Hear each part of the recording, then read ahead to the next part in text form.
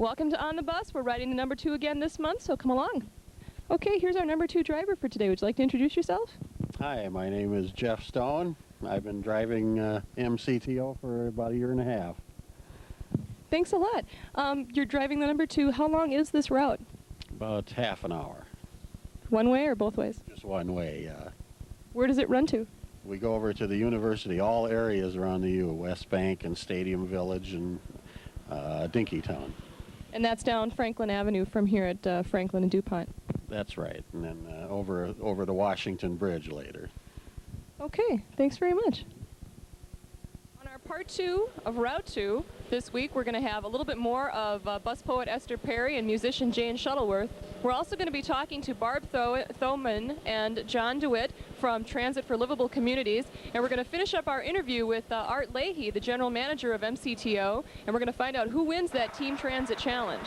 What we're going to have here is a race between this transit bus on a regular route of line from downtown Minneapolis to Bloomington, and we're going to be racing a Humvee.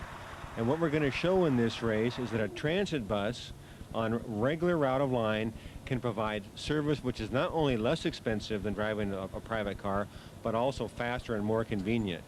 We expect to win this race. We've won 3 times in the past. It's got a turbocharged engine, it's highly computerized, and I can assure you it's going to do the job for us. All right, we're off. We're headed for the freeway. The race has started. We can feel the cool breeze rushing through the bus here. Everybody else is still sitting back at the meter.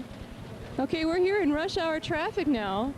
It's a Tuesday night, and if we can see out the windows, we can see that these lanes are pretty full, but we're passing some people on the right here. We're on the shoulder. Sure, this has been a program which has been going on here for the last several years, involving the Team Transit people, Metro Council Transit, and MnDOT. And the whole idea is to give buses preference over automobiles so that we can have a faster travel time for buses and therefore attract more people into our transit system. What we know is that great cities require great transit systems, and that to be economically viable and healthy, mobility is a key element of that. We know that we can't keep building roads and highways, so we got to have better public transit. But one of the things that something like this does is to show that public transit is really for everybody. This is peak hour express service, and it's time competitive and cheaper than driving your own car. So public transit is just not for people who don't have a car. It's also for those who live in the suburbs and want to have a faster trip into downtown. Are there changes coming up, things that you're going to be doing that are going to be encouraging suburban people to be taking the bus more, using the bus more for their commute, not just to and from downtown, but across town as well? Well, sure. We're right in the middle of restructuring our services, and that's affected the routes primarily in the outlying areas. What we're looking to do is to make sure that we have the right kind of vehicle doing the right kind of service. So in certain cases, we'll have a 40-foot bus like this one, a standard. Some cases, an articulated bus. In some cases, a smaller bus, a 20 or a 35-foot bus. What we want to do is customize the service to the neighborhood where it operates. In addition, we're working on the Hiawatha Corridor. That will have the capability of offering high-speed, high-capacity service, a level of service quality similar to light rail. We're working on that now with our partners from MnDOT. That'll open up in about 2.5 years. So that'll be our chance to create a flagship for our transit system and to really reestablish and redefine public transit in the mid-cities. Okay, can you tell us a little bit about where the funding comes from for many of these transit renovations and innovations that you've been talking about? Well, sure. Funding for public transit comes from a variety of sources, including the federal government as well as the state. We get capital money from the state and federal government to pay for buses, to pay for the corridor like the Hiawatha Corridor. For operating expenses, we get about 1/3 of that money comes from the passengers who use our buses. The remaining 2/3 comes from a combination of federal money, and then, of course, a major issue or major contributing source is state property tax. So we're very dependent upon that, and that's what we want to show the public, that we're doing a good job with their money. Okay, so with 1/3 coming from ridership fees or funds, really, you definitely need to continue to boost and promote membership. Is there anything you want to say? Well, I would like to invite people to come out, try our service, and if they do, they'll discover that we have a very nice transit system, very extensive route system around the city, and it's a good, solid system, and they ought to come out and use it. Why don't you tell us a little bit about your experiences riding the bus here in the Twin Cities? Well, sure. Not only have I gotten all over the city using our buses, but for example, I've met with a lot of employees, bus drivers, and mechanics. And you know, some of them challenged me to go ride the 5 line in Chicago on a Saturday night. They said it was dangerous. They probably wouldn't see me out there. So last Saturday, I went out and rode the 5 line, talked with some drivers and with some passengers. And I found that although it's not the best part of town, the service is out there and it functions. And there's a lot of people who need our service. I rode the 5 and I was safe out there, and I'll do it again too. Great, thanks a lot. You do see a lot of people on those intercity lines from early in the morning until late at night. Just comparing our ridership numbers with a number of major mature transit systems around the country, like Pittsburgh and Cleveland and Houston and Denver, we have ridership figures here which are just as good or higher than those cities. We get more passengers per hour, for example, than Seattle does. So we've got a pretty good system here. We're going to work to make it better, but it's pretty good right now. For sure, the 5 line and a few other intercity lines have been known for some safety issues. You don't hear a lot about it, but we've noticed that there's been an increase in security on those buses. Do you feel that that's been affected, and is there more of that in the works? Well, sure. Of course, we have the transit police that are out there riding the buses. We have a zero-tolerance policy towards people who violate the law out there. We're going to take them off of our buses to make sure our passengers and our employees are safe. We're installing cameras on our new buses, so if something does happen, we'll have a record of who did what, and we're going to prosecute to make sure that people don't want to commit a crime on a Metro Council transit bus. Okay, here we are at the finish line. We're way ahead of the competition. We're pulling into the parking lot now here at the Salem St. Luke's Lutheran Church in Bloomington. I'd also like to ask you for a round of applause for today's worthy opponent, worthy and losing opponent. He's, of course, Crunch, the mascot of the Minnesota Timberwolves. While Crunch was navigating, Bob Paschke from Regency Gourmet Coffee was piloting the Hummer. After all, we didn't get here just because of the bus, we got here because of a great bus driver also. Finally, the winning transit bus was driven by Curtis Lowe from our South Garage, the garage that operates this route, the 47D. Curtis, please come up. Curtis Lowe.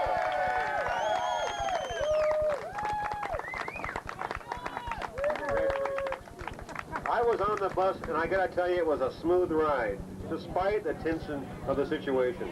Buses can be competitive with cars, and thanks to shoulder bus lanes, can be faster. These speed advantages are the work of Team Transit, a unique partnership of government agencies. This marks the 4th consecutive year of this Team Transit Challenge race, and the bus remains undefeated 4 years in a row. Let me ask our race director, George Schermgard of Team Transit, pardon me, for the official margin of victory. George? 4 minutes, 14 seconds. 4 minutes and 14 seconds. Thank you, George. Crunch, I know you might want some revenge for next year. I'm asking you now, I'm inviting you now. Do you want to challenge us again next year? You're on. Okay, we're here talking to Court, and he was on the bus today too for the big Team Challenge race. Are you a regular bus rider? 5 days a week at least. Really? In fact. You don't own a car. Did you make a decision? What particular reason do you not own a car for? I started riding the bus a couple of years ago and found that it was best suited for my daily commute, and then I found that I could probably do without a car. So it was originally meant to be just an experiment, but it's been over a year now, so it's working out well. I really like taking the bus. I have much lower stress, and it's just a very interesting commute, I think. Okay. How long have you lived in the Twin Cities, and how long have you been using the bus system here? I've lived here for just over 3 years, and I've been using transit for about 2.5 of those years. What do you do for a living? Oh, I promote alternatives to driving alone, actually. So I work with an organization called Metro Commuter Services, which used to be Minnesota Rideshare. So you're probably familiar with that group. Well, why don't you tell us a little bit more about that? Absolutely, I'd love to. Basically, we promote anything other than driving alone, and that would include car and van pooling, We provide match lists for people that are interested in forming car van pools. We also promote transit. We promote biking to work. We promote telecommuting. And we generally provide resources for all of those alternatives to driving alone. Do you have a phone number that you'd like to give out for people who want more information about this? Absolutely. 349-RIDE or 7433. Okay, great. Thank you very much. Okay, we're here. We're talking to Irene, and Irene rode the bus today. Do you want to tell us a little bit about your bus experience today and how long you've been riding the bus? I have been riding the transit buses from Minneapolis from back in the 40s. I started riding the buses in 1940s, and I find it's a good way of transportation. I don't drive, so the buses are my wheels, and I find that most of the buses, ride drivers, are very friendly people. That's great. So you were on the racing bus today? That's right. A lot of fun. Was it a good ride? It sure was. We had a good driver. Well, thanks very much. Fine. Have a good day. Thank you. Hi. I'm Jen Schultz, and I'm sitting here on Central Avenue and 2nd Street waiting for the number 10 bus, and it looks like I've got a few minutes, so why don't I just tell you a little bit about our exciting new On the Bus TV program happening Thursday nights on Channel 32 at 8 p.m. We've got your busing concerns and questions, interviews with people, bus stories, and bus poetry. You should be sure and check it out. Don't miss it. And we're crossing 35W right now, heading towards major stops at Park Avenue and a little bit further on, Chicago. Here's Dairy Queen on 35W in Franklin, just in case you need your ice cream fix.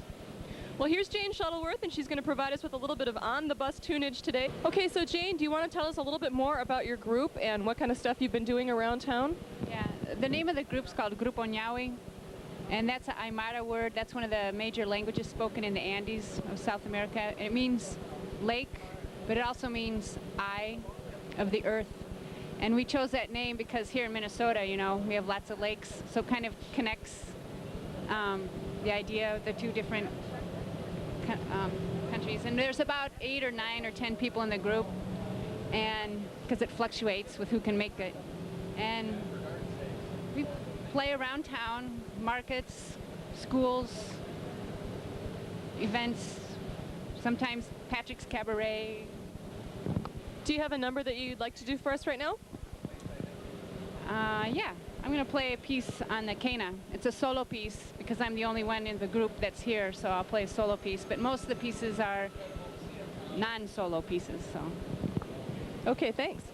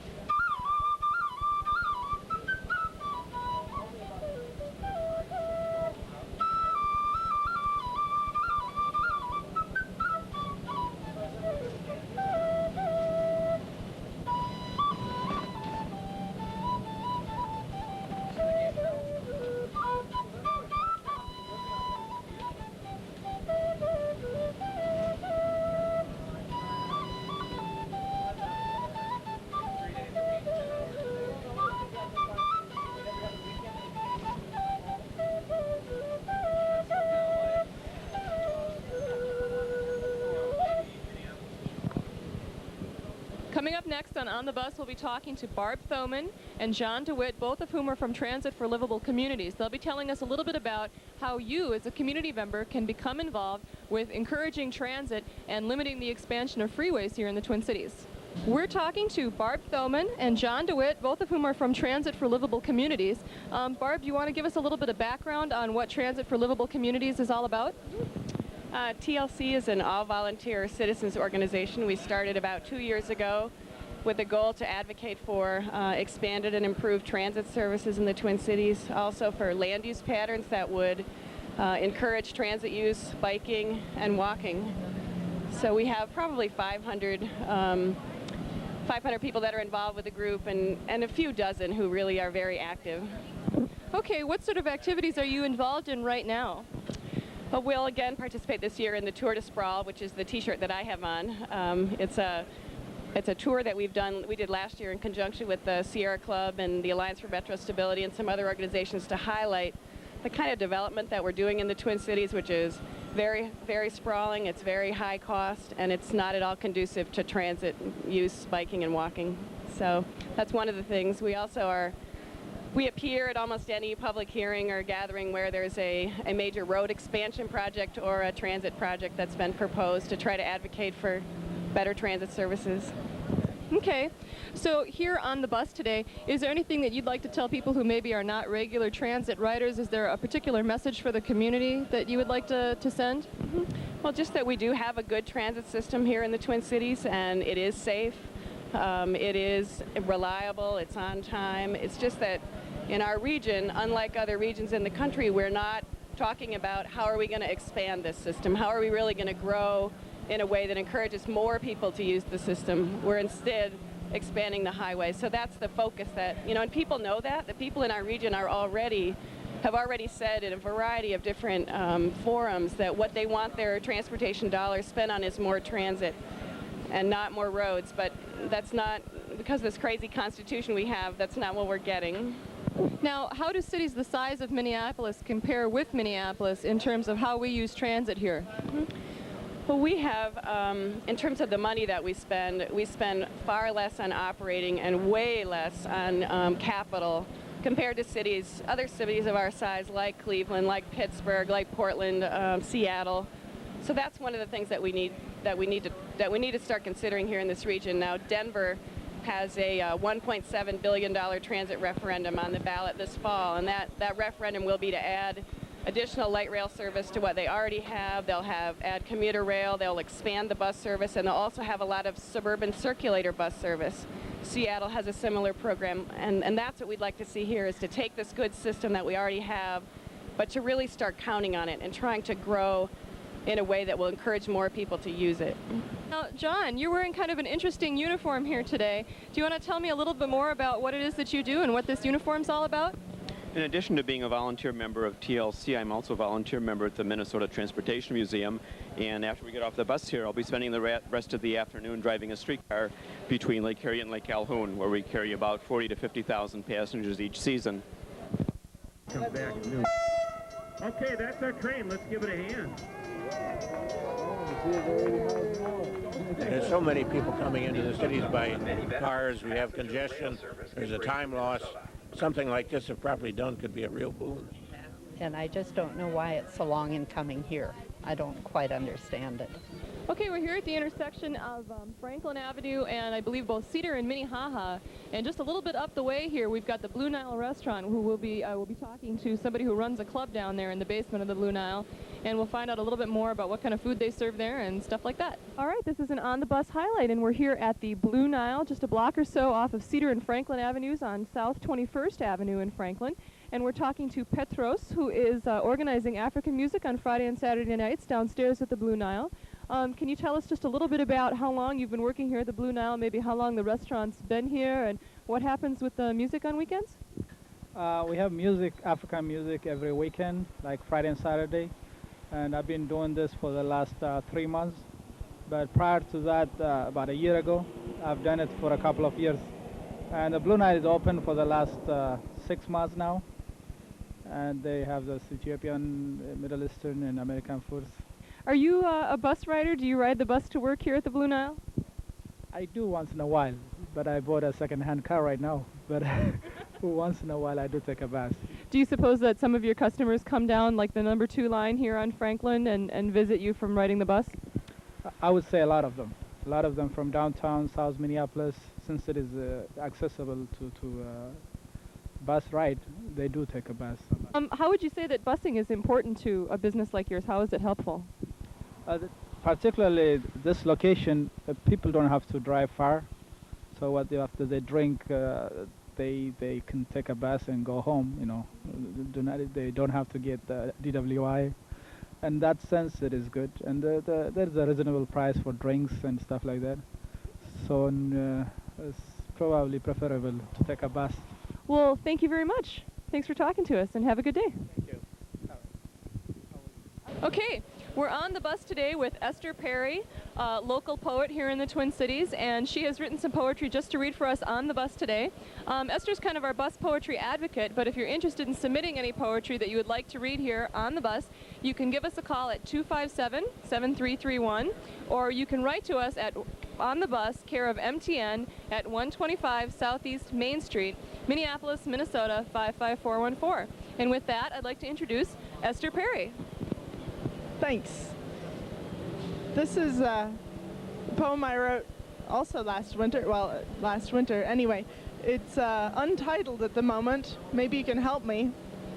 Some man on the bus, 16, said I was clumsy enough to be a grad student. Coat and sweater rolling, sweating. Did he see my 100-yard bus dash? I'm bus surfing now, no-handed and writing, and no one is calling me clumsy. The walls are walking, though. That street corner the bus passed, before services for the blind, is also in Heidelberg. The gas station, the light, the long night. We must have taken a left to get to the Neckar River. Instead, we went straight and passed the YMCA and old-fashioned hamburgers by Wendy. Now, Wendy probably wouldn't agree, being a good friend of mine. And she might ask, what are the rules of ownership? If you catch the bus, is it yours? Only if your phone rings while you're riding. Thanks. Hi there. I'm Jen Schultz, and I'm here to tell you just a little bit about On the Bus, a great new program that's airing on Thursday nights at 8 p.m. on Channel 32. I'm sitting here on some really terrific bus bench art by Kinji Akagawa. He's a local artist.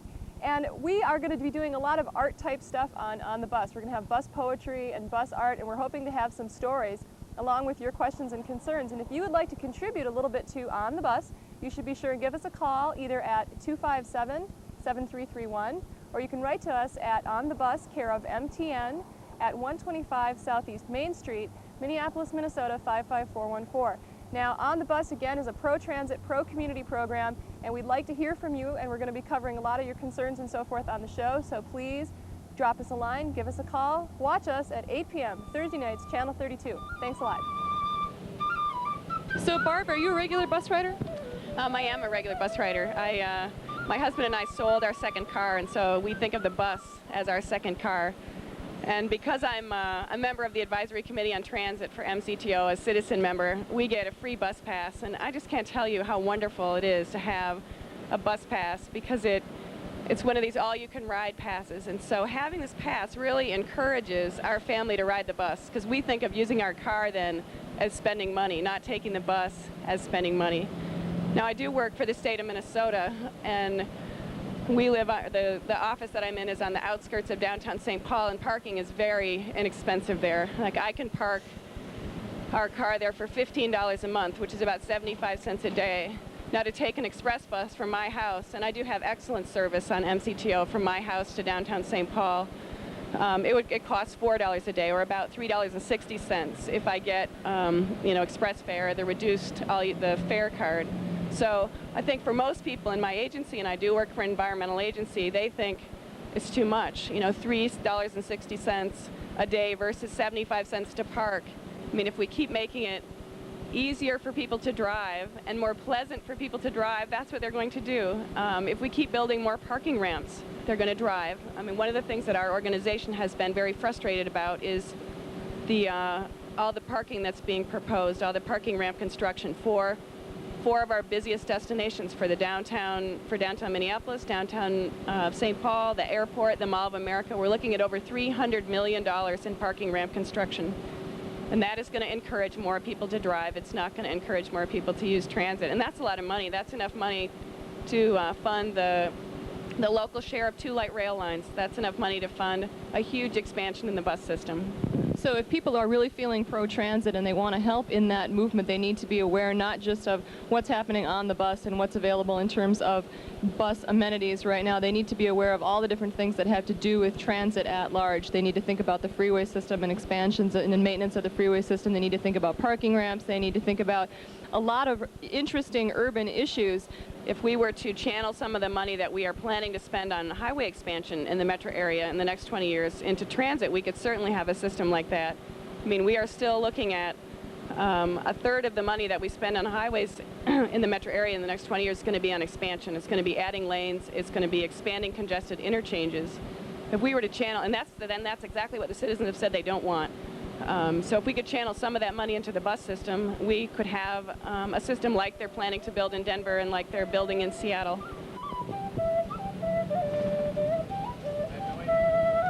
A big part of the Route 2 line runs through the University of Minnesota campus, as well as having passed near the Augsburg campus and the Nursing College campus over by Fairview Riverside. In particular, I would say the University of Minnesota is very well served by our transit system here in the Twin Cities. A lot of the students that live on and near campus are transit dependent. It makes a lot more sense when you're spending money on college to save money by riding the bus. It's also just a good way to get to and from when you want to do your studying and you maybe stayed up too late last night and you need to hit those books quick before a test. You can do your studying right here on the bus. I know I myself did that for many years. We're going to cross the Mississippi River here. Maybe we get some footage of that. One of our best scenic attributes here in the Twin Cities. And when we get across the river, we're going to be passing Kaufman Union on our right and a number of student centers and college buildings on our left.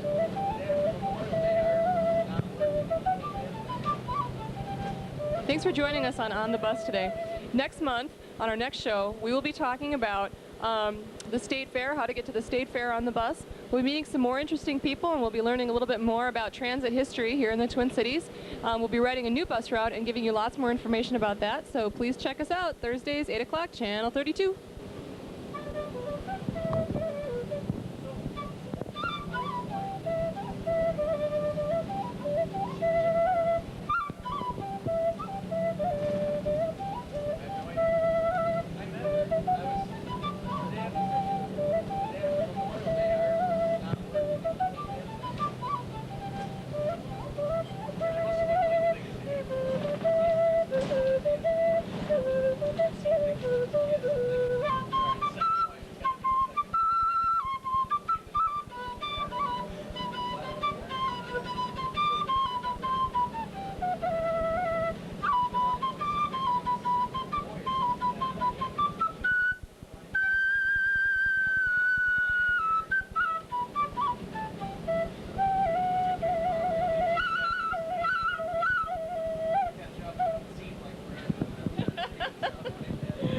Thank you so much. That was Jane Shuttleworth, folks, and she's our on-the-bus musician today.